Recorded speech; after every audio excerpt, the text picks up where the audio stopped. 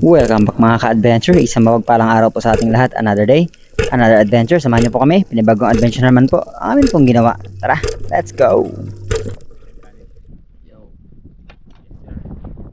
At muli sa lahat po ng bago sa channel na ito, huwag kalilimutang mag-like, mag-share at mag-subscribe at pa-on po ng notification bell para laging kasama at updated sa mga bagong adventure. Grabe hibas mga ka-adventure. Okay. Given naman yan. Alam natin yan kapag December at January.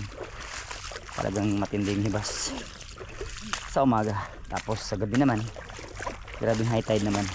Pag habagat naman, sobrang laki ng dagat sa umaga. High tide, low tide naman sa gabi. At ayun, maglalakad kami ng native channel. Si Boss Job kanina pa dito. Nag-discharge kasi yung GoPro natin. Tagalan tuloy tayo. Nag-charge pa tayo ng GoPro. Kala ko 7 makakalis na kami. Hindi pala. Pero sige lang. Yan, again mga ka-adventure, maraming salamat po sa lahat ng patuloy na sumasama at tumatangkilik. Walang sawang sumusuporta sa lahat po ng ating po mga adventure na ginagawa. And hindi ko man kayo kayang isa-isahin lahat. Pero again, ako at aking pamilya ay lubos ang pasasalamat sa inyo pong patuloy na pagsuporta sa mga adventure po namin ginagawa. Maging wala man sa isla o kahit saang lugar man kami magtungo. And again, lalo na sa ating pong Panginoon na siyang nagsusustain sa akin, sa amin, sa lahat ng amin pong mga lakad at ginagawa. And again, maraming salamat, glory, and God bless us all. Let's go.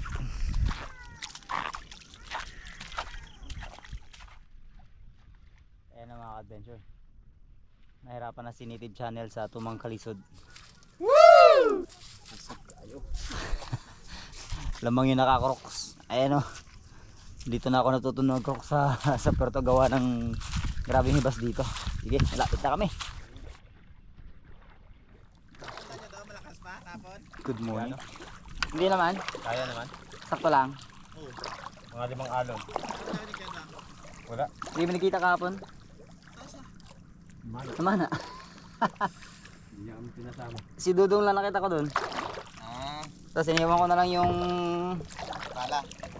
yung shaft tsaka yung pinggan ni Kabubong. Agad mo na dyan. Pasoy bro. Hindi, dalhin daw ito pag Mga adventure. ang gabi. Dito na kami. Okay na yung bag mo.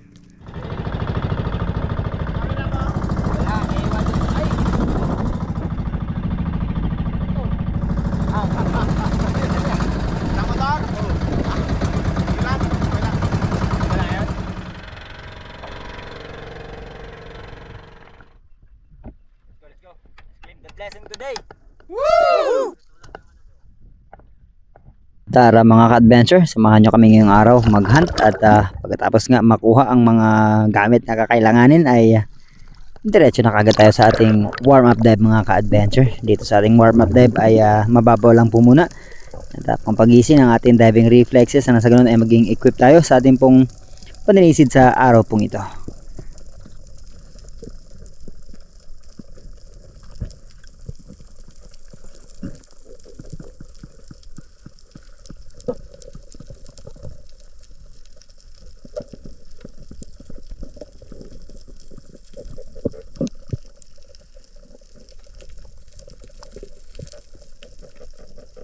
Medyo malinaw na ng bahagya ang visibility mga ka-adventure at may nakita sana akong king kanina, sinasabayan ako, kaya lang too late na nung napansin ko siya, lumangoy na palalim kaya hindi ko na rin po hinabol.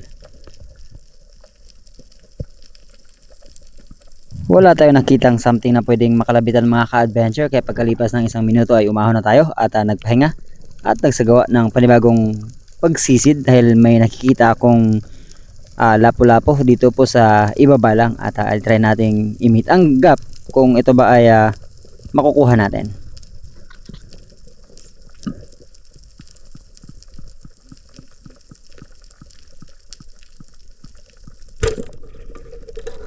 Tinamaan naman mga ka-adventure at ito ang ating naging kauna-unahang isda po sa araw pong ito. At nga pala kapag titira po tayo ng isda or kapag may nakita tayong target, mas malaki yung chance na matamaan natin kapag magkapantay kayo ng level.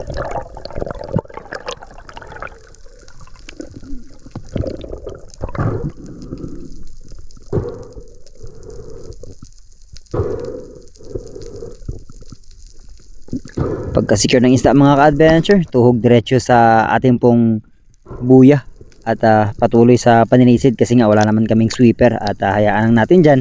At so far wala pa naman ako nakikitang pating dito sa area na pwedeng mangagaw ng isda natin. Sa daming dives na ginawa namin ni Boss Job dito ay hindi ko pa ako nakakita ng pating, kaya confident ako na hindi tayo maagawan ng isda. Kaya muli tayo nagsagawa ng panibagong paninisid kasi panibagong lapu-lapo na naman ang akin pong natanaw.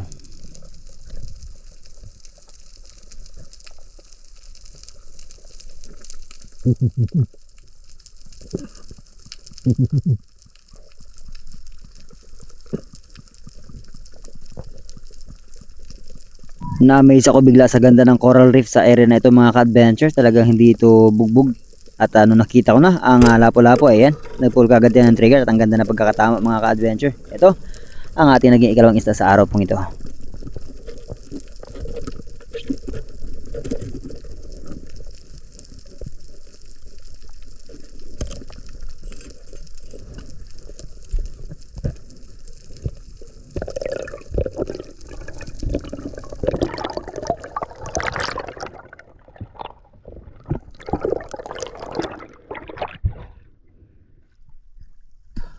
At kagaya pa rin ang ating pong ginawa sa ating unang isda mga ka-adventure.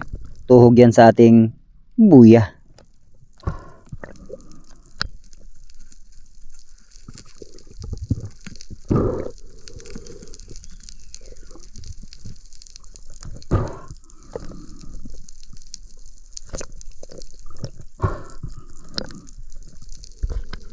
Panibagong paninisid mga ka-adventure, but this time drop shot or dive bomb ang aking pong ginawa kasi mayroong oriental sweet lips akong nakita dito sa may malaking bato.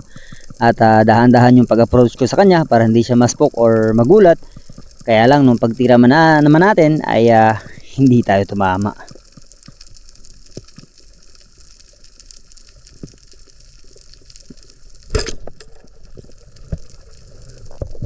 At sinubukan ko pa itong hanapin mga ka-adventure. Nilabas na natin yung ating pong flashlight, nagbawas ng load ng pana.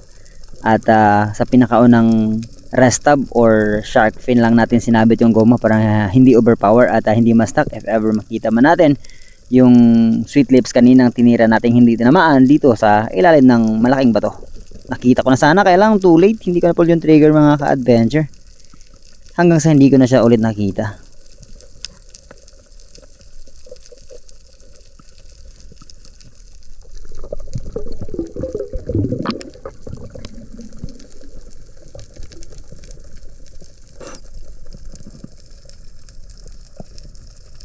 Another dive mga ka-adventure. At dito ako nagtungo sa area kung saan sabi ni Native Channel dito dumaan yung mga kingmak na nakita niya at nabawasan nila ng isa. At ang ganda kasi ng formation po ng mga corals at buhangin. Tapos may malalaking bato sa paligid. Tapos ang dami pang bait fish kaya baka sakali din ako. Baka biglang may dumaang pelagic dito mga ka-adventure. Kaya antay-antay muna tayo ng mga ilang segundo.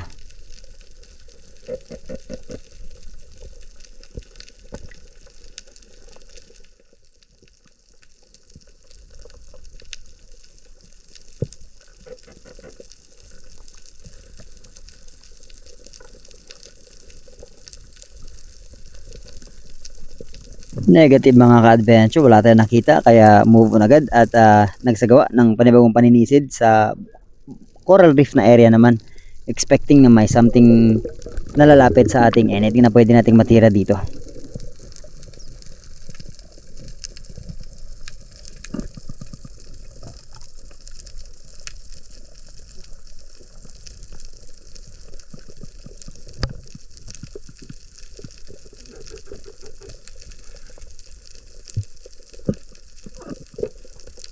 Ang daming bait fish at maliliit na sizes ng mga mungit or labahita mga ka-adventure, pero paglingon kong muli sa akin pong right side ay eto, ang mga slake unicorn ang nagpakita sa atin, kaya hindi na ako nagatubiling bawasan ito at nagantay ng tamang pagkakataon hanggang sa mamit natin yung distansya na hinihingi natin.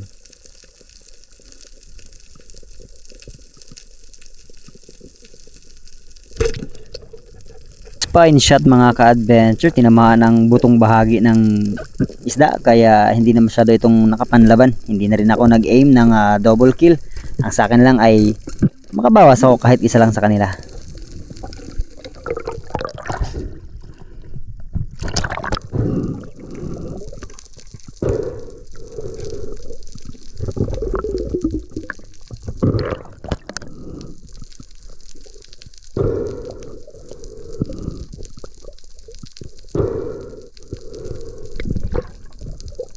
Tamang pahinga mga ka-adventure sa ibabaw habang sinisikir ang isda dahil nandyan pa yung grupo ng mga Slick Unicorn at dahan-dahan kong in-approach. Dive bomb naman ang ating pong ginawa dito sa Slick Unicorn pa rin, kaya lang lumayo naman. Pero sa unahan nito ay may mga kasama pa, kaya nung hindi ko siya inabot ay hindi ko pinilit.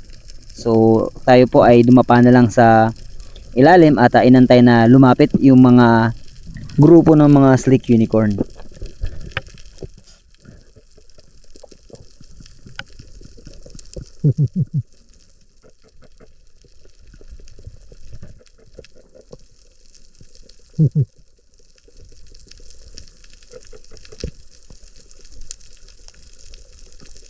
Nakita siguro ng mga Slick Unicorn mga ka-adventure itong huli natin, kaya ayan na, dahan-dahan na silang lumalapit. Namimili pa sana ako ng malaki, kaya lang ayaw namang lumapit, kaya naniguro na lang tayo kahit isa lang sa kanila. At muli naman tayo nakabawas mga ka-adventure.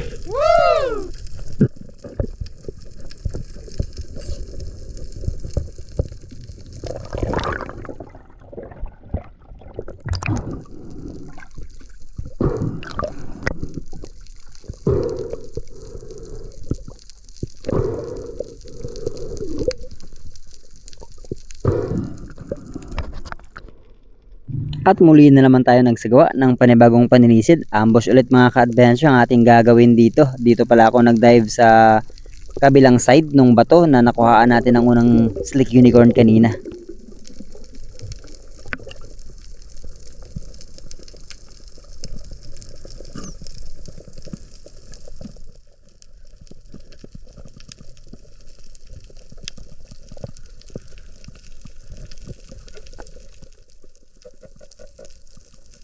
Hindi ko masyado napansin na may nakaharap palang lapo-lapo sa akin mga ka-adventure, and trying to close the gap. Kaya lang nung magpupul na ako ng trigger, bigla namang sumuksok sa ilalim ng bato. Napakasayang. Marami sana ibang isda, kaya lang hindi pa naman sobrang lalaki yung sizes nila. Pero ang isang nakakamangha taga dito mga ka-adventure, ang ganda ng coral reef.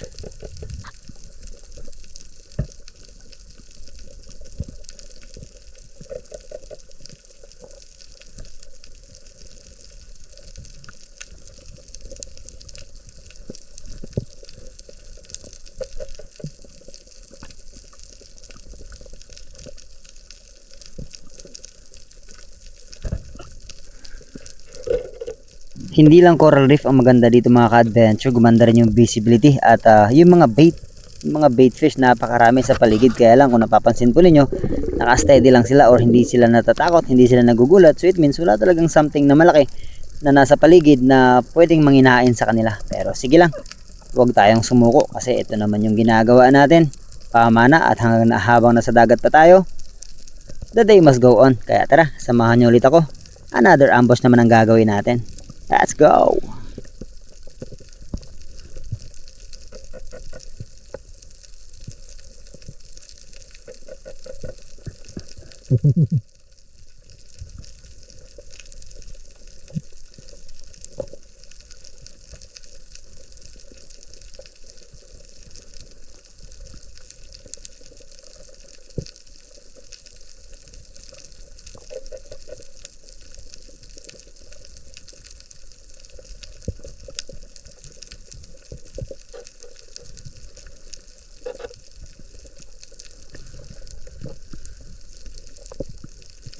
No choice mga ka-adventure, walang ibang isda, yung singsingan na lang yung tinira natin, kaya lang sayang, hindi naman tinamaan. Pagkatapos nating hindi nakatama mga ka-adventure, balik na ako sa bangka kasi nandun na rin pala yung aking dalawang kasama, Native Channel at si Juben Kambari or Boss Job Maninisid. Sabi ni Boss Job ay lipat kami sa bahuran na gusto niyang tuklasin, medyo malayo ng konti, pero if wala namang tayong mahuli doon, balik na lang tayo dito sa area, hoping na magkaagos muli kasi nawala talaga yung agos mga ka-adventure. Nandyan pa naman yung mga iba't ibang klase ng mga bait fish at mga slick unicorn at mga iba pang labahita. So sana ay nandun pa sila mamaya pagbalik natin.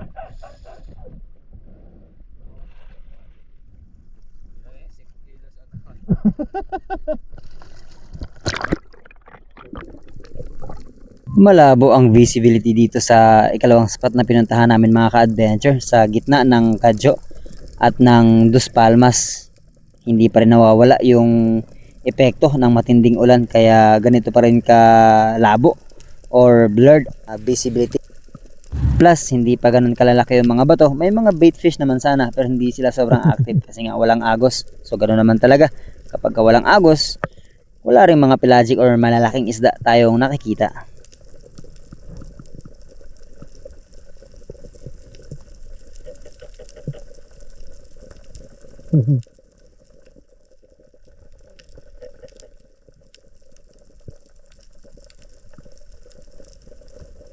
At habang kami pala ay nakastay dito sa Puerto Princesa kasama si Native Channel, may mga namimit po kami mga supporters at mga kaibigan na rin na nag-uusap-usap na sabi nila dati yung dalawang ito kapag nandun sa Kanipo hindi nila pinapansin yung mga maliliit lang na isda, pero pagdating dito sa Puerto no choice, kailangan naming kumuha kahit maliliit na labahita para lang makadala kami ng pangulam sa bahay kasi yun nga sariwa kaysa naman bumili pa kami. Privilege naman namin dahil namamana kami.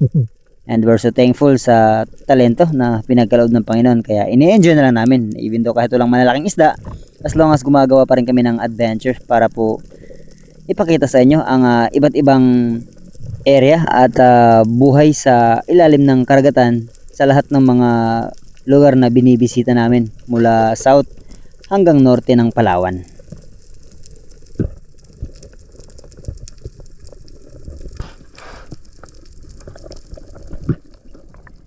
Ang tamlay doon sa area mga ka-adventure, kaya after ilang dive, eto bumalik na kami sa area namin kaninang umaga kung saan kami nag-umpisa at dito tayo nakakuha ng mga slick unicorn. Pagdating ko sa ilalim, natatanaw ko pa rin sila kaya pagtsagaan na natin to. Pero pagkalipas lang ng mga ilang oras na pamana, pagpatak ng alas 3, kailangan na rin po naming bumiyahe kasi malayo-layo pa ang amin pong biyabiyahin pabalik.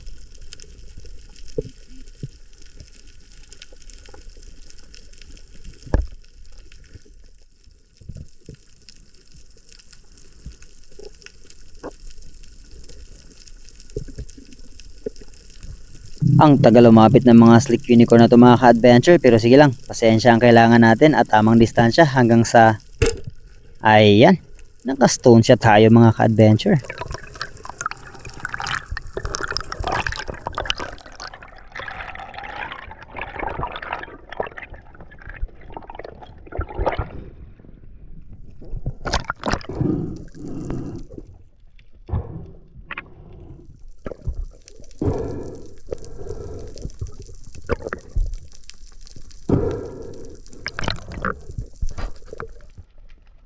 Panibagong paninisid, walang katapusang paninisid mga ka-adventure. Tara, samahan nyo akong manambang ulit sa ilalim ng dagat dahil nandito pa rin yung grupo ng mga slick unicorn.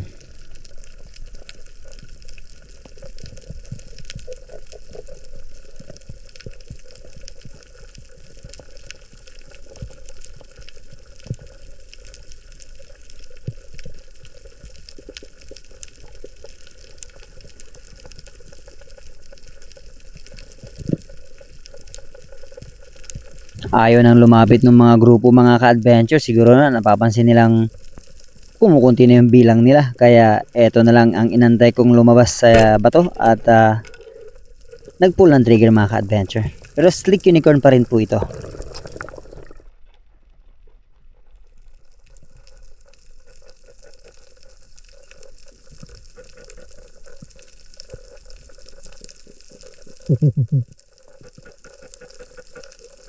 At sa sisid naman ito mga ka-adventure, hindi na ganun kalalaki yung sizes ng mga slick unicorn at labahita. Kaya nung nakita ako ng matambok na katawan ng singsingan or orange spine unicorn, ay yun na lang po ang akin pong inantay na bumalagbag or mag-side para nang sa ganun ay mas malaki yung chance na matamaan natin kapag ka nag-pull tayo ng trigger.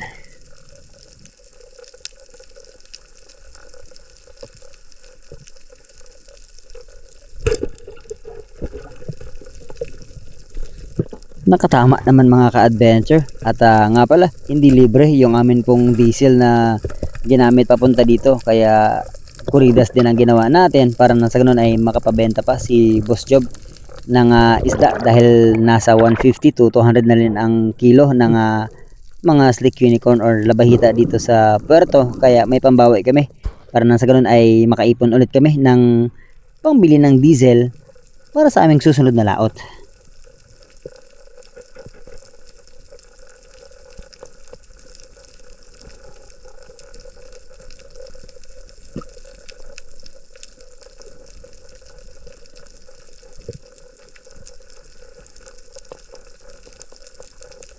Medyo malalaki na sana yung mga slick unicorn na ito, kaya lang ayaw naman lumapit ng husto. At sayang naman kung magpupull tayo ng trigger tapos hindi tayo makakatama. Pero sige lang, patuloy pa rin mga ka-adventure. Another dive ulit ang ating ginawa.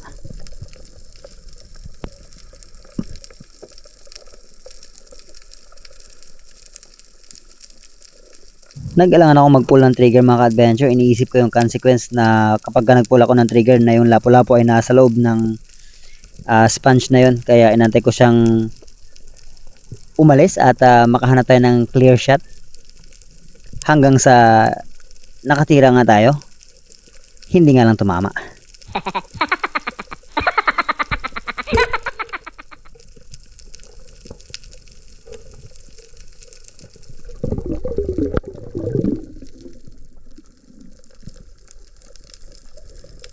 At sa ating huling dive sa araw pong ito mga ka-adventure ay pananambang ulit or ambush ang ating pong ginawa dito. Ang sabi ko kala Boss Job at Native Channel, i-release ko lang yung pana kasi again, lagi kong sinasabi nga na masakit mag-unload ng pana kaysa mag-load ng pana.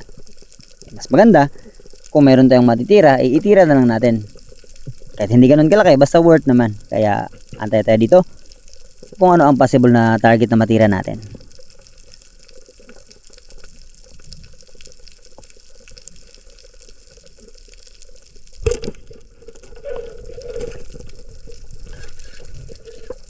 At muli tayo nakasecure ng singsingan mga ka-adventure. Kaya pagka-secure ko nito ay diretso na sa bangka and then biyahe. At kakain muna kami bago kami tuloy ang umuwi sa bahay. Kasi nga Tom Jones na mga ka-adventure, hindi pa kami nakikita ng kanin simula kaninang umaga.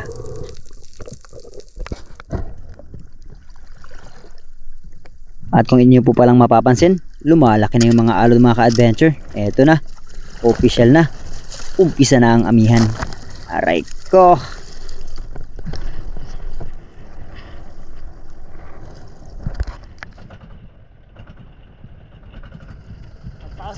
Magpasok ko sa kakasaliton. Magpasok ko sa kakasaliton. Aray ko.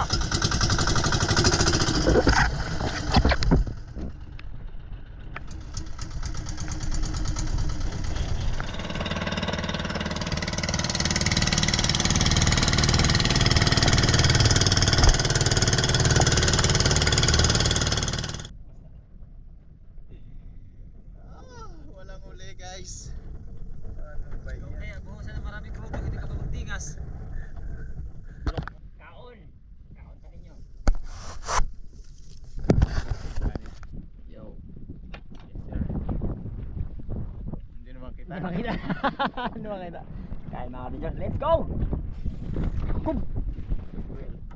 Kub kay. Patay gutom na. Kaon na kaon. Hindi.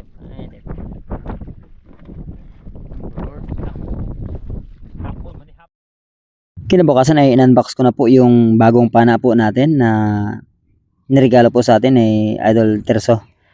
At ina-assemble ko na ito para nang sa ganun ay maging ready at matesting na natin sa susunod na araw kapag nagkaroon na ng kalma. Pero sa pagkakataon pong ito, si Native Channel at Boss Job Maninisid ay nandun sa Nagtabon kasama si Kuya Duang. At halos non-stop po yung kanila pong pamana at ako naman ay medyo hindi tayo masyado nakaka-focus sa pamamana kapag ka nandito tayo sa puerto. Gawa nga ng ginagampanan din natin yung ating tungkulin bilang tatay, hatid sundo sa mga bata at sa mga events na kanila pong sasalihan, kasi nga Christmas party na rin at the same time, pero pagkatapos naman ito ay bakasyon, at after po ng kanila pong mga Christmas party at pasok ay biyahe naman kami ni Native Channel somewhere makadayo kami bago kami tuloy ang makabalik sa isla. Pero sa plano ko ay New Year kasama ko ulit sila, pero we'll see kung ano ang magiging outcome ng mga susunod nating schedule. Depende na lang yan sa kalooban ng Panginoon kung ano ang i-grant niya sa atin. At nawa kayo pong lahat sa pagkakataong ito habang nanonood ng video ito ay nasa mabuti at maayos pong kalagayan. May the Lord God bless you and God bless us all. Maraming salamat and to God be the glory. We'll see you po sa ating pong susunod na adventure. Maraming salamat.